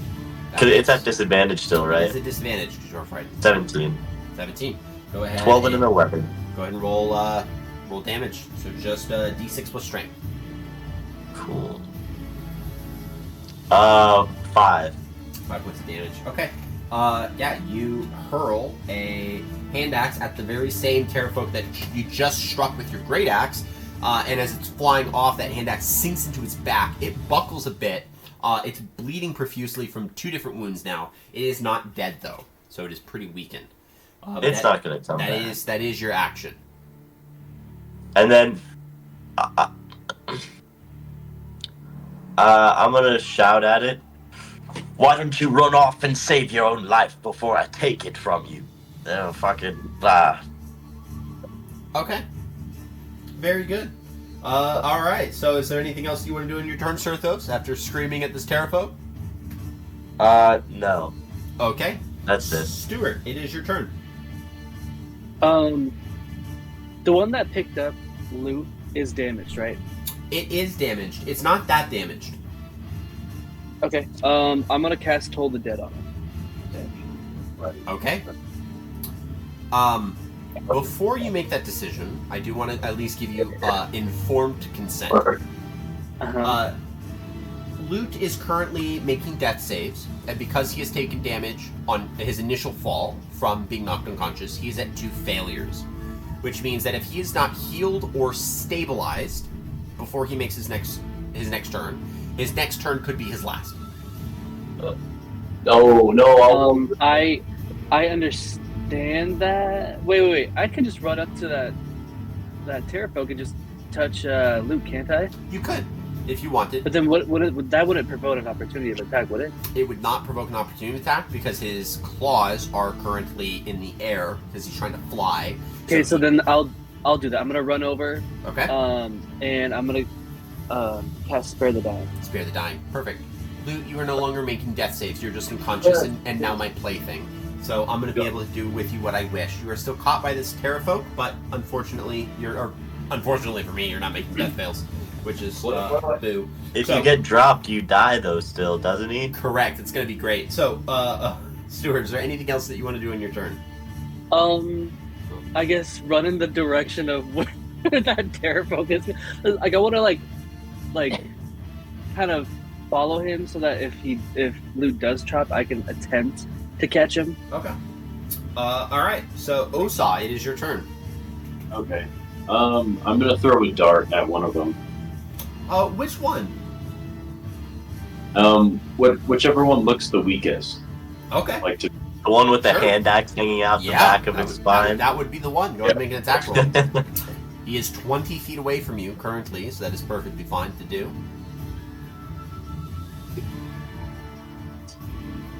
Dart that motherfucker. Yeah, I got 10. A 10 is a miss, so you do throw a dart. It does not connect to the creature. No. Okay. And that is your action. I'll use my bonus action to use my patient defense. Okay. Use your patient defense to have incoming attacks at disadvantage. Okay. Next turn would be, right? Okay. Loot. Can I just want to see. I just want to know. No. If you can just roll a death fail, just to see if you would have succeeded or not. I just want to know. Just for me. Just to know if there's validation to giving your cleric informed consent or not. That's all. That's right. You gotta tell him what the number is. Dude. What's the number right there, dude? Nat 20. He rolled a nat 20. Let's go, baby. Damn, that sucks. Okay, Because dude. that would have brought you up to 1 instantly. So now I feel bad, but I also don't because it was a good decision. So that's crazy. So yeah, you would have been brought up to 1 instantly, but that is not the case because you have been healed. You are fully stabilized. You're fully unconscious. So that's insane. Yeah, your body just hangs there limply. It is Azaka's Ugh. turn. Azaka is going to... Wait, do I have HP point? How much HP? Do I have 1 HP? You have no HP. You have none, You are yeah. at 0. You are fully unconscious and fully stabilized. And I can't heal anymore, so I'm Darn just it. gonna drag you out. Yeah. So what you see though, what the rest of you see is Azaka puts her longbow back across her shoulder. Now, because she's in this hybrid bestial form, she actually runs over to the one that has loot and grabs onto its leg and attempts to bite it and then start clawing at it. So that is going to be an attack with the bite. I knew she was a That is a natural 20 to hit. Let's go. Nice. So fucking werewolf, dude. natural 20. And she deals 10 plus 3, so it's 13 piercing damage. And the Pterafolk has to make a con save, and it rolls a 12. This Pterafolk has lycanthropy. What the Pterafolk does? Yeah, that's it. Oh, never mind. Sorry, it's not a humanoid. Doesn't apply. That it would have had lycanthropy if it was a humanoid, but it is not. So the second attack roll, where did I just put that d20? For the claw, is a 19, so that hits. And we have a d8 on this one. Okay, and that is... that's 9. Okay, perfect. That just kills that one as well. So she runs up and tears a chunk out of its leg, and it buckles down enough that she grabs it by the wing and pulls it down with her claw, sinking it into the creature's back and shredding it down the full length of the body, before then grabbing the corpse and pushing it off of Loot, grabbing Loot, and putting Loot on the ground. Let's go. I'm getting saved, man. Nrak is up next, and Nrak is a little unhappy with Azaka, so Nrak's going to go 1v1 with Azaka again. We got 3 attacks going. Wrong dice, he uses bullet dice. What are we doing? First one hits with a 20. Second one hits with a 17. And third one misses with a natural 1, so we'll get to that one in a minute. So first one deals 2... 4, 6 points of damage with the bite. Second one does 3 points of damage, so we have 9 total. That, okay. Alright, and on the last one, the claw, Nrak attempts to claw into Azaka on the last one because it is a natural 1. Azaka is not only able to maneuver around Nrak, but completely sweep the leg and cause Nrak to be prone. So Nrak is currently on the ground and is presently prone. Yo. Nefer, on Nefer's turn, Nefer is going to run up to... Nefer is going to take flight, because there is one of these Pterafolk that is very, very weakened, and Nefer's going to attempt to kill it. So Nefer flies up and does hit with a 15. Nice. You can't fly away from me, he says.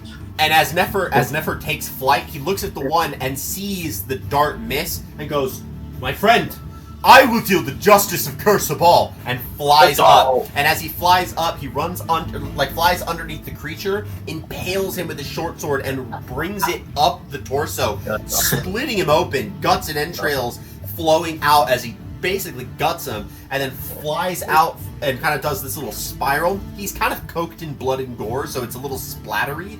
Does a little bit of a corkscrew before then using the rest of his movement, because he's got 60, and drops down to the ground. So he flies up, does that really quickly, drops down because he's safe enough to do so, and it's kind of, there's this just splatter of body that falls onto the ground on the platform that you're on, just a bloody mess. And Curse of All Nefer is kind of like, that was awesome. That is the end of Nefer's turn. So with that being said, we go to the Pterafolk, which of now there are only 3. Let's go. So Osa, you are going to get 1. Sirthos, you are going to get 1. And Stuart, you are also going to get 1. How much HP do you have, Stuart? 11. Osa. Shit. Nice, dude. The first one is a 6. 0. The second is a 9. The third is a natural 5, so that is a miss. Miss on See? those ones. His AC is fucking 17, and he gets a 9, a 9, and a 6. I know. And I have. I know. I'm about to roll yours, and we're about to see the difference, and you're about to hate me for it. And I I also know. hate myself for it because I want to hit this guy. So, that being said, Certhos, we're going to go to you. We open up briskly with a 7. Okay. We conclude our next roll. That is an 11, so that's a 15. Okay. And end it with a 14. Alright. I think I could survive 2 hits. Okay, so the first one's going to be 4. You take 2 points of damage when you half it. The second one is 6. You take 3. So it's 5 points total. I got 3 HP left. That's what I'm talking about, buddy. And you have the frightened condition. Too bad I'm not a half orc. With that being said, Stuart, you were up next. We open up our brisk round of attacks with a 16 to hit. We follow it up with a 12. And we conclude it with an 8. Woo! Okay. Okay, that's actually good news. Okay, so you take 6 points of piercing damage from the bite, and you are also frightened. And the 3 of you can make an attack of opportunity if you so wish. I do wish. Yeah. Okay, for Stuart and Certhos, it is a disadvantage. Oh, so if That's you choose fine. to, it is not a disadvantage. I rolled a 21 at disadvantage. What the fuck did you roll? I rolled a 15 and a 19. You monster. Okay. And I have a +6. Yeah, that is good. Yeah. Alright. Can't I shield bash? Can't I do that with my shield? That's not technically a weapon. Sorry. No. Yeah. All right, I'm gonna punch it then. Go 'Cause for I don't know if I have another gun or another weapon. Okay. I missed. Okay. And what's the damage, Certhos? 15. Alright.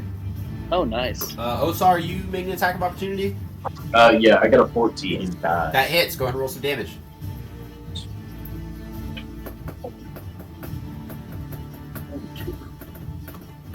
$16. You said 6? Yeah. Alright. The Pterafolk are done. Certhos, you are up. Is there any within melee range? There is. Nrak is currently on the floor and he's prone, which means you have advantage on the attack roll if you so choose to attack him. Can I move towards him if I'm frightened? You are frightened of the Pterafolk that are flying above you. So you can't, because that's not technically moving closer to them. Then I'm gonna run towards him Okay? with my war axe like this. Perfect. Ah, fucking. Okay. So because the Pterafolk are still in sight, you technically do have disadvantage alongside the advantage. So this is just a flat roll for you. So go ahead and make an attack roll. I'm gonna reckless. Okay. The reckless, you technically can't add an additional advantage Oh, so it So- doesn't do anything. other than giving people advantage against you. Yeah, I'm not gonna reckless then. Yeah. Yeah, you can only Oh. cancel out. You can't like stack advantages. Well, I rolled a 22. Okay. So That hits. Go ahead and roll some damage. okay. 16 damage. 16 damage. Oh wait, no. I rolled a 10 plus 16 plus Okay. 4 plus the rage, All right. so 16. 16 points of damage. That is a hefty hit. With Nrak being on his back, you take your great axe and slam it into his sternum, and you hear bone crack. The blade goes in maybe about an inch, which is still pretty hefty considering where it's located. But the fact that you've pretty much broken through his rib cage is significant damage. Yeah, it's a pretty good strike. So he's still alive though. So that is your action. Bonus action, I'm gonna kick him. You don't have a feature that allows you to do that. Can I do it roleplay wise, BM wise? Yeah, you just give him a nice little pat with your foot. Thanks. Bad man. Yeah. Alright, that's my turn. Okay. Stuart, you are up next. There are all the creatures present have been damaged if your next desire is to cast Toll the Dead. Damn. Okay. I want to attack the Pterafolk that looks the weakest. Okay. Okay, that's fine. That is one that Surthos had just recently hit as it was flying off. Okay. Okay, so you use See, I'll Toll the Dead. cast. Yeah. Okay. What happens? I point at a creature, and the sound of Dolores bells fill the air, and they have to succeed on a Wisdom saving throw. Wisdom saving throw. Okay. Pretty Oh, solid shit. That he does not have a good wisdom save. He has absolutely no wisdom save. That is a 14. No. My spell save DC is 14. So does So that does he succeeds. succeed then? That does succeed. Fucking bitch. Then I'm gonna slit my throat. I can't do anything. I'm done. I'm making a new character. He just swan dives off of Firefinger, just flies to the bottom, and then suddenly appears as a new cleric that can suddenly cast Toll the Dead and it lands. That's crazy. Tackle. That's such the RPG life. Okay, so that's your action. I'm not tackling anything. Yeah, that's it. I can't do anything else. All right, Osa, you are up next. What would you like to do? Heal me, brother. Heal me, brother. I can't. No one can heal you. I'm gonna run up to Nrak Okay. and fisticuffs him. Okay. He's currently on his back, so your attacks have advantage because you are not frightened this round. Okay. Yeah. That's And, yeah, so you can use both of your attacks against him if you so wish.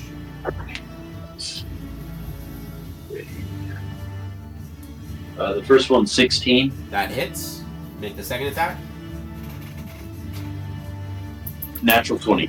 Okay, let's go ahead and roll some damage. Nice. Let's go ahead and roll some damage. That's a crit, man. Yeah, baby. Let's get some boom. Okay, all right. So the first attack is 5 damage. Okay.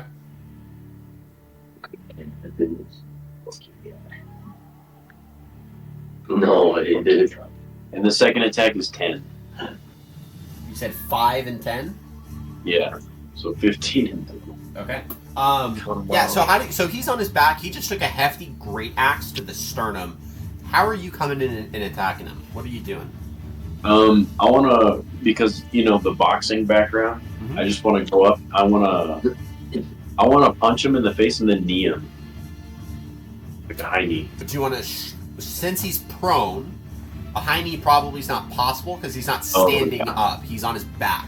So, are you? You can still knee him. That's fine. You can do like a drop knee. I'm cool with that. Just trying to figure out, do you go and straddle him and get on top of him, just start fucking wailing, or do you run up and pick his head up, and fucking punch it and kick it, or what do you do? What do you do? I like the straddle. I want to jump on top and then just wail. Okay. Awesome. Okay, so you straddle on top of Nrak and then just start punching. Good to know. Good to know. Is it your turn? Yeah, that's my turn. Okay. Loot. I can't do anything. Yeah, you're just there. I'm just gonna chill. Let me actually ask you this. Loot, because you were technically just making death saves, your character's life's kind of flashing before his eyes. While you are stabilized, you're unconscious. What is one thing that Loot thinks to as his life ebbs away from him that he's afraid of losing? Well, That's the whole not reason his that life. The whole reason Luke is in Cholt is because of his father. So he's afraid that if he dies in Cholt, then he'll never get to see the day that his dad tells him that he's proud of his son. Okay. He's missing the opportunity to win his father's approval. That is actually that's a pretty intimate thing to fear the loss of. So I love that. Okay, yeah, you just chill there, unconscious. Azak is up next. Azak is going to use her longbow and attack the one that Surthos had hit. It definitely hits and kills it. Good. So another one is dead, and then she's going to use her longbow and attack another one that Osaw just recently hit. That also hits, and that's 10 points of damage. Okay, that one's looking pretty weak. Awesome. All right. Okay, so that is Azaka's turn. It is Nrak's turn, and Katray, listen, you're gonna hate me, but I really kind of asked if you were straddling him, like purely because I'm about to pick you up. So Nrak's gonna grab you and is going to attempt to start flying with you. I need you to make a contested athletics roll against him.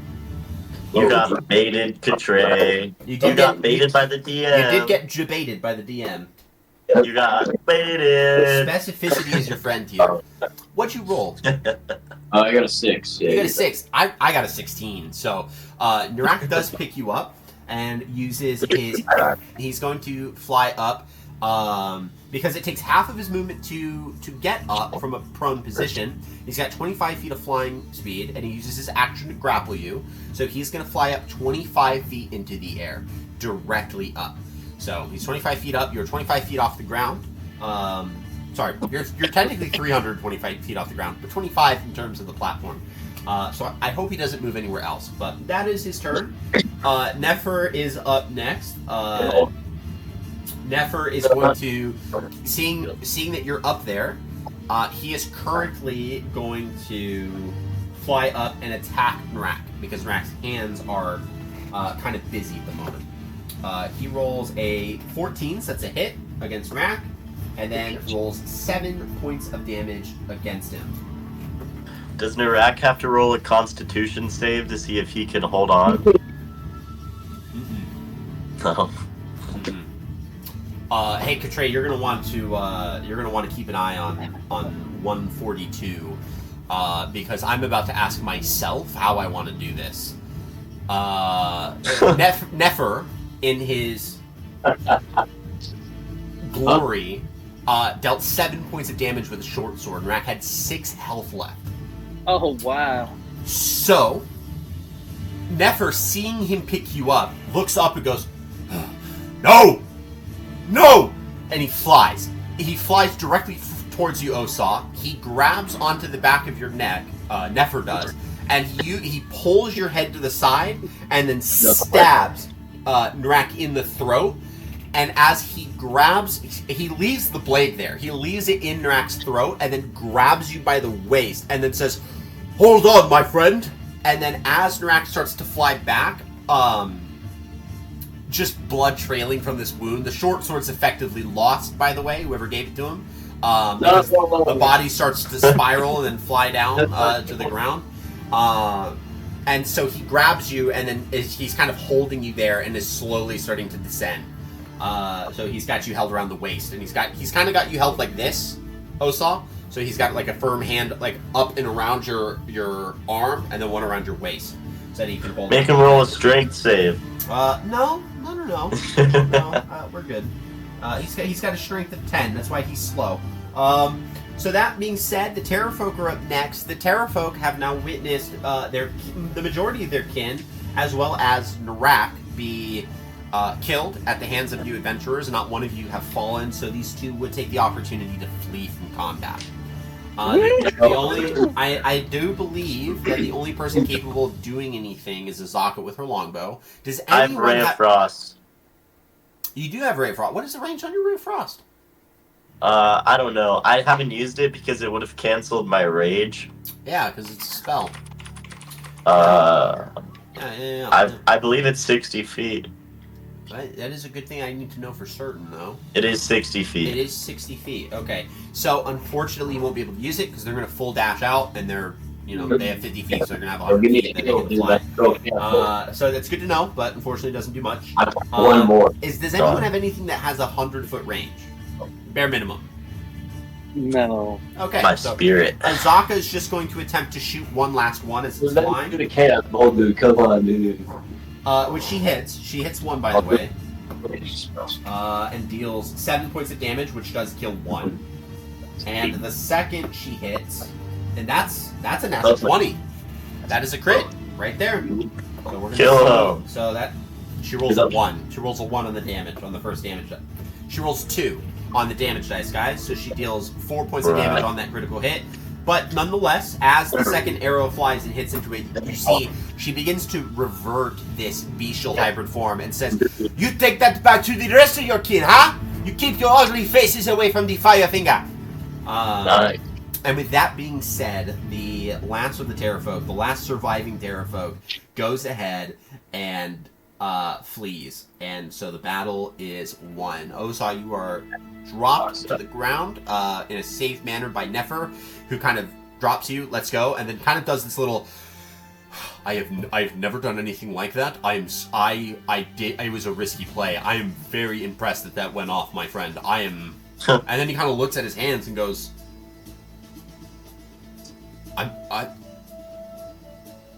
they're gonna love me back home. This is great. Listen. You have to come, and he's like kind of doing this, like, dude, you have to come back home. Like, you got to tell everyone, no one's gonna believe me. But that kind of gets locked in its own little like subspace of time, where the rest of you guys, as that's everything's kind of happening, there's like a stillness and a little bit of a silence that now sits over the plateau of Firefinger. This quiet of having these creatures now suddenly dead and lying around you. What do you guys do? Lute is effectively unconscious, and Stuart runs over to Lute just to make sure he's okay. He's got a pulse, he's breathing, but he is unconscious. Effectively, he was stabilized, and I can't heal him with my medicine skill, can I? I can't do anything like that. Yeah, you could look it up and see. I don't know. That's a good question. I don't see a lot of people ask that question, to be honest, and I love that. So if it's possible, I will absolutely let you. I run over and I kiss Lute and give him HP from a love's true kiss. That does not happen. In fact, roll to see if you give him Mad Monkey. No, I'm just kidding. Damn it! You give him throat leeches. No, I'm sorry. Oh my gosh. Take it back. I do take it back. It was a joke of circumstances. He doesn't actually have throat leeches. You shouldn't have kissed me, dude. I'm sorry. Okay. Okay. All right. Always. I'm gonna look over at the fucking werewolf. So she is reverted back to her human form. So she's no longer hybrided out. And it wasn't a full bestial transformation, so there wasn't a full transformation into an actual beast. So you saw a little bit of that hybrid mix. But Azaka does kind of stand and is kind of watching the one that's flying off with her longbow kind of like in front of her, and is just sitting there watching. I'm gonna put my hand on Izaka's shoulder. Let's go get what you came here for and leave. She slings her longbow and looks back and goes, "Could not have said it any better myself. Yes, let us go into the tower there, and we can grab the things that we need. I hope your friend is okay." And she points over to Lute, who's currently on the ground. Well, He's stable. yeah, he's alive. Bless the gods then, if they watch. Can I loot? What, Osa? Can I carry loot? You could. He's good where he's at right now. Well, you don't have to. Just leave him there? Well, you guys, you can't carry him down, so you guys are probably going to have to do some level of, like, a very difficult encampment. Well, actually, Nefer can carry him down if you guys want to. We'll get to that in a minute. He's good where he's at. he's good where he's at. Nefer will stand by him and be like, "I will stand guard and protect his body. I will sure no harm befalls him. And if those dastardly beasts come back, I will warn you." No! And he puts the short sword to his chest. "With all the fury of Curse of All, I will protect this man." Looks down. "I will protect this elf." Dude, I made a romance with them. That'd be the first Alpha Cobra you guys received. I want to start scavenging the tower. Alpha Cobra, dude. You ever heard of Okay, it? so the rest of you that are conscious, make your way over to the tower. This is such... I just want something that's calm. You move your way to the tower, and inside the tower, there are several crude nests. okay, where all the Pterafolk had kind of roosted. And you see about four moldy wooden chests. None of the chests have padlocks around their latches, so they're numbered 1 through 4. I want to You know open them. I'll open. It doesn't matter because it doesn't even say which one has which. It just is collectively. So as you guys open them up, in total, here's what you guys find. There is 2,000 copper pieces. There is 730 silver pieces. There are 4 gemstones, which are roughly 50 gold each, as well as a spell scroll of Commune with Nature. Now, Azaka immediately gravitates towards this like cloth-wrapped item that's contained within one of the chests. She reaches for it immediately and pulls it out.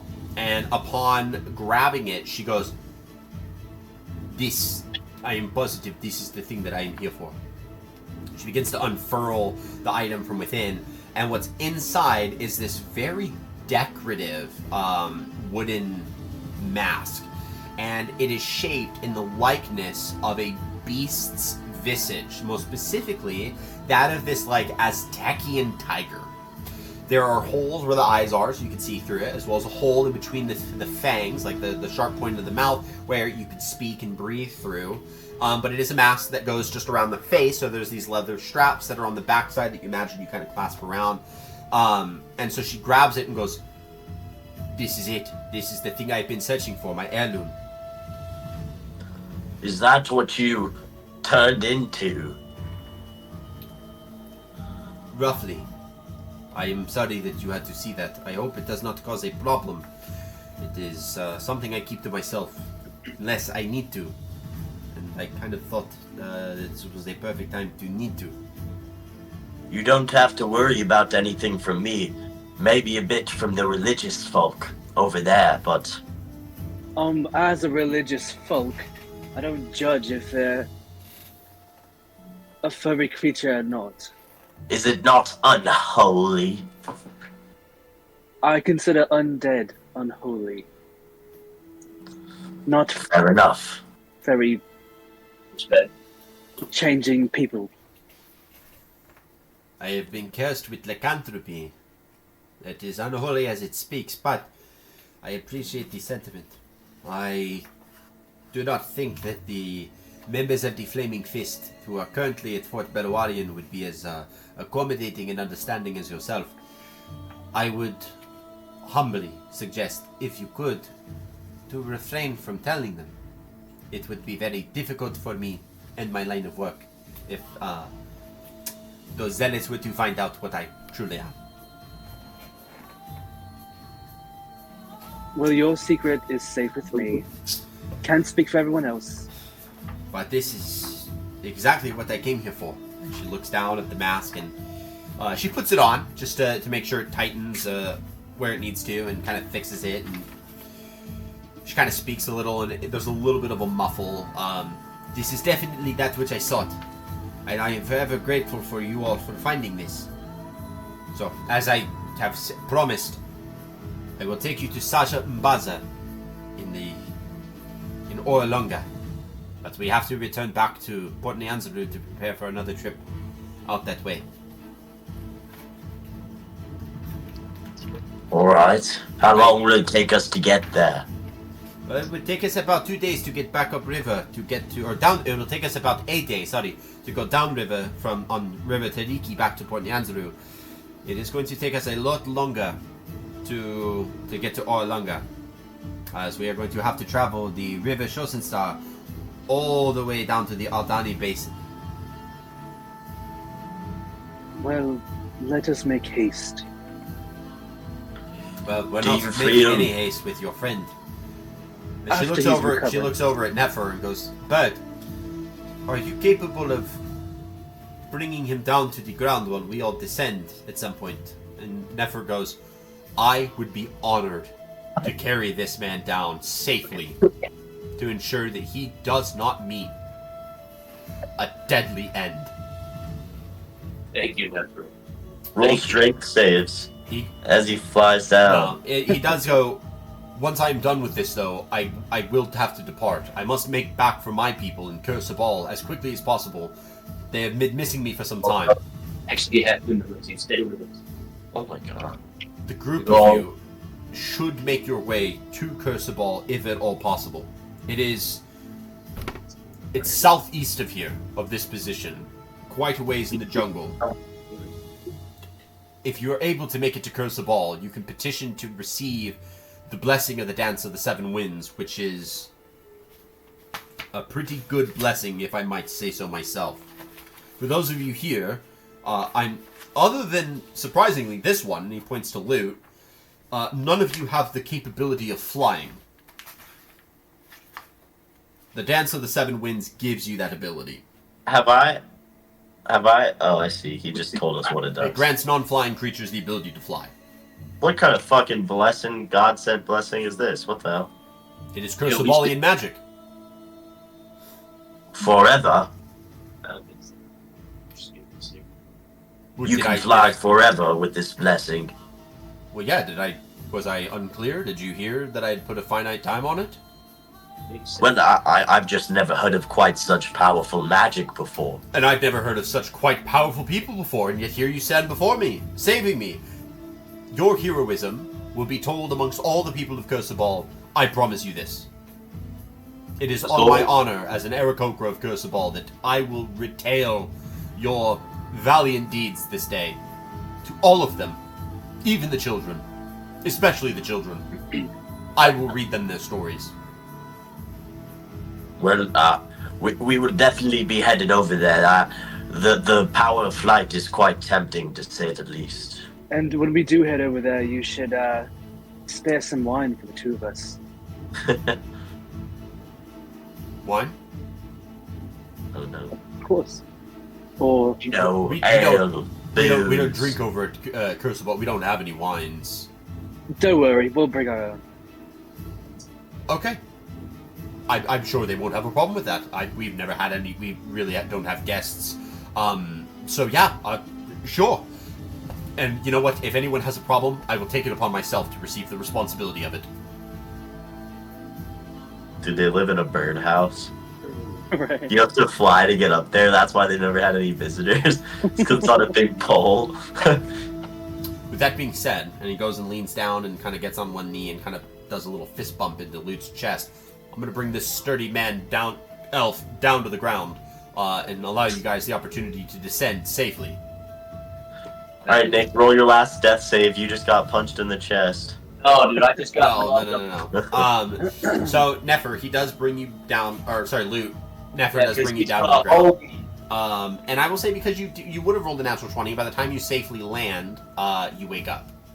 And so, you wake up in the middle of the jungle, with Nefer over your body, and no one else. I just kind of look at Nefru and I'm like, what the hell happened? You died. This is the afterlife. Why is it so green? He looks around and goes, oh. That was a joke. We survived. We made it through. Your friends did a good job. Oh, thank the gods. And Okay. I killed that big one. The big one. You'll have to ask your friend, the dark one that punches. You'll have to ask him. Yeah, well, I think that he's the one that made me dead for a second, like you say. So, yeah, that checks out. He will prove it. He will stand my case. I killed the big one. It was great. I put my hand on that first shoulder and I said, I don't doubt it for 1 second. Yes. For Kursabal. I do have to leave, though. I have to get back to my people in Kursabal. I told your friends everything. I told them that you all should take the time to go to Kursabal to receive the blessing of the Dance of the Seven Winds. It allows you to fly. You already kind of know how to fly. It was very weird, a little unsettling. I didn't expect it. A little impressed, I'm not going to lie. But you also then fell unconscious. You saved your friend. It was really cool. I killed the big creature. We'll skip over the little details. You did great. You did awesome. I'm going to tell of your heroism. I will talk about your sacrifice to all the people of Kosovo. They will know of you. I promise you that, Loot. So if you make it to Kosovo, people will know your name. Can I be stepping outside at this time? No, you guys have 300 feet of tower to slowly climb that I'm not making you make saves for. So Thank God. Okay, I was just I don't want to die going downstairs. yeah, that's like, for me, that'd be cruel. I'm not gonna do that. You guys already survived it up. I'm gonna give you that one. But yeah, you guys after a long time of slowly descending fire figure, you make your way down where you see Luke kind of currently resting at your guys' small encampment that you made just outside of Firefinger when you were waiting for nightfall to occur. And so you guys all walk down, and Azaka is the first one to kind of break the silence. Goes, so you are awake now. Yeah, And you see she actually has a wooden beast mask on. This is the one that I described earlier. Oh. So you imagine that's probably the heirloom that she was talking about. Yeah. I tell Azaka, I say, yeah, the Birdman filled me in. Took off. Notice you found what you were looking for. I did. I had found the item that I was looking for. This is an heirloom that is important to me. And now that I have it, I will guide you all to Saja Mbaza in Oralanga. But, as I told your friends here, we'll have to rest and then head down river to Port Nyanzaru before we can head to Orlanga, which is good because then you can take some time. Your friends have earned quite a bit of gold from the treasures up there, so you can take some time to go to these stores and buy some stuff if you need. But my services for up into Orlanga are free of charge. Once we return to Port Nyanzaru after Orlanga, anything further will be of charge, but I won't charge you the upfront service fee ever. So you will only have to pay me the 5 gold a day. But that is upon our next return, not the upcoming one. I will take you to Saja Mbaza free of charge. No payment. Cool. You Thank help me, I help you. That is how this goes. Well, let's get some rest then, guys. Yes, I'm sure everyone is tired, so you all have earned it. Very good. Very, very good. With that, everyone begins to kind of slowly wind down. Set up camp. No, it's already set up slightly. Hey, You guys do all level up to level 3 as a result of Nice. that. So, oh, the only reason why I kind of bring this up, and kind of before we wrap things up with the session, as this is a good place to end, I just want us to maybe vocalize over the stream and put it before our viewers what, other than obviously Stuart and Loot, who had to have picked this by level 1, what subclass is Osa and Sirthos picking? We'll start with Osa. What monk, what monastic tradition is Osa going to pursue? I'm going to do the open hand. Way of the open hand. Yep, a lot of combat techniques there, which is going to be really cool. Yep, so your training as a boxer is going to require a little bit of flexibility. As boxing's a lot of closed fist, way the open hand's a lot of open fist. So you have that very swift, now nimble movement of the boxing fighting style that you're adding with this little precise and intentional way of striking with open palms. So it's going to be very interesting to see where Osa moves with that moving forward. And Sirthos, what barbarian path is Sirthos going to follow? It's not set in stone, but I'm thinking about the battle, or no. I'm thinking about the totem warrior. The totem warrior, yes, in order to kind of channel the spirits of the animal kind. That is a definitely good selection. If Sirthos takes it, we'll go ahead and give you, as the player, the respect of giving that time to decide. So whatever you choose is going to be great. But that is where we'll go ahead and wrap things up for today.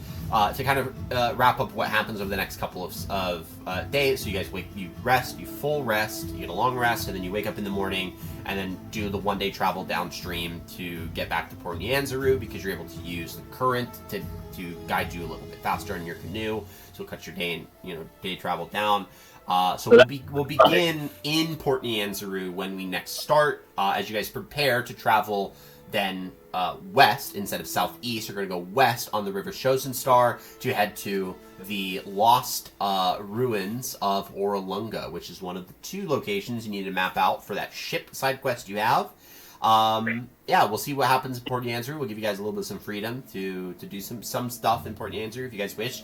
So come up with those ideas throughout the week if you want, so that we can either get those through quickly. If you're like, hey, we just want to shop, we want to get X, Y, and Z, we can figure that out over text and get that done so that we can just hash out the numbers and then get you guys going. If your goal is to get back on the river, get out into the jungle, and keep playing. If you guys want to take some time to interact with Port Nyanzaru a little bit more, please let me know. You do have a communion that you have to receive from Grandfather Zatembe, who did commune with Savris at your guys' recommendation.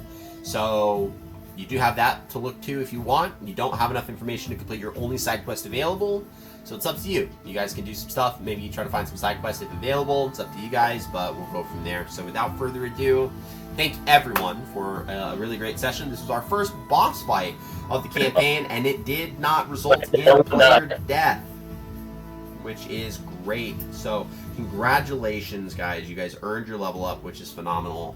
For our viewers, we hope you guys have a great rest of your night. Stay safe, take care of yourself. Happy New Year's, and welcome to the upcoming 2025 year. This is our last stream of 2024. We thank you for this journey that we've been upon. We hope that you enjoyed how we're kind of updating and revamping and adding, character pictures, the picture of Azaka in the corner, the character names. We hope you guys are enjoying a little bit of the technical decisions that we're making to improve. 2025 is going to be a full year of growth, so we're excited for what we can try to do with it. We're going to do the best we can. So if you've made it this far and you're still watching, please drop a comment so that we can understand some feedback. Let us know some of your great moments. If you liked Nefer killing Nrak, that's great. If you like that no one died, that's great. If you don't like that no one died, that's also great. I'm sorry, but I also feel it too. With that being said, again, thank you guys. Have a great rest of your day. Have a happy New Year's. We'll see you guys. We'll see you guys in the next one. And stay safe. Take care of yourself. Tell someone that you love them. And peace out. Happy New Year.